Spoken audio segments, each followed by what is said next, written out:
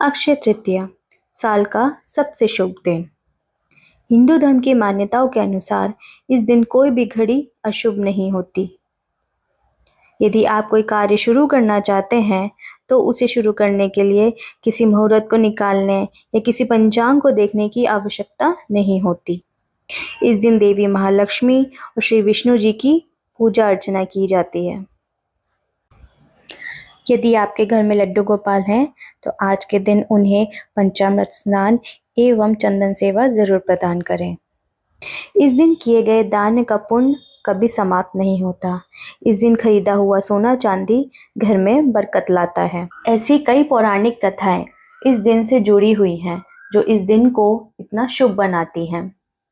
तो आइए ऐसी कुछ कथाओं के बारे में आज हम सुनते हैं। पहली कथा।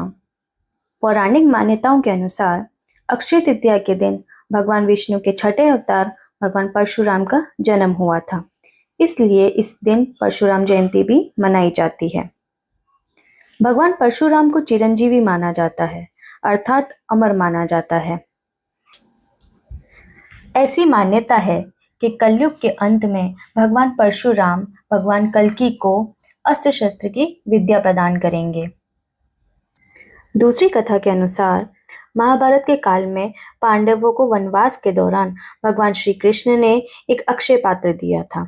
इसकी विशेषता ये थी कि इसका भोजन कभी समाप्त ही नहीं होता था।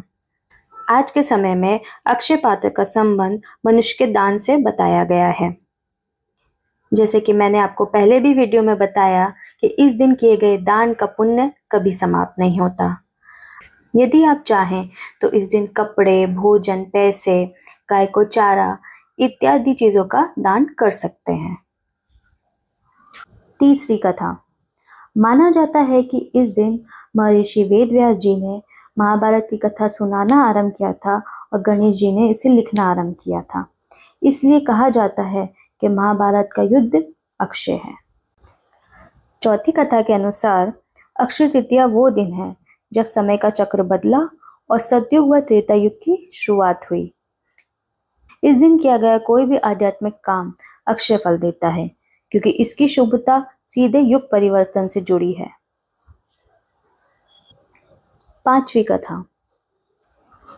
सुदामा अपने मित्र श्री कृष्ण से मिलने अक्षय तृतीया के दिन गए थे। सुदामा के पास श्री कृष्ण को भेंट करने के लिए सिर्फ मुट्ठी भर चावल ही थे। उन्होंने अपने मित्र श्री कृष्ण के चरणों में वे चावल अर्पित किए।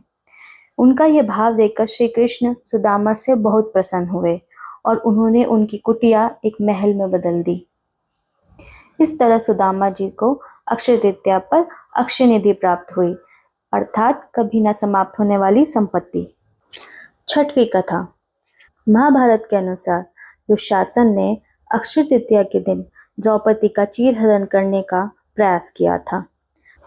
तब श्री कृष्ण ने द्रौपदी की लाज बचाने के लिए साड़ी को इतना बड़ा कर दिया था कि वह साड़ी कभी समाप्त ही नहीं हुई, अर्थात श्री कृष्ण ने अक्षय तृतीया के दिन द्रौपदी को अक्षय चीर प्रदान किया था।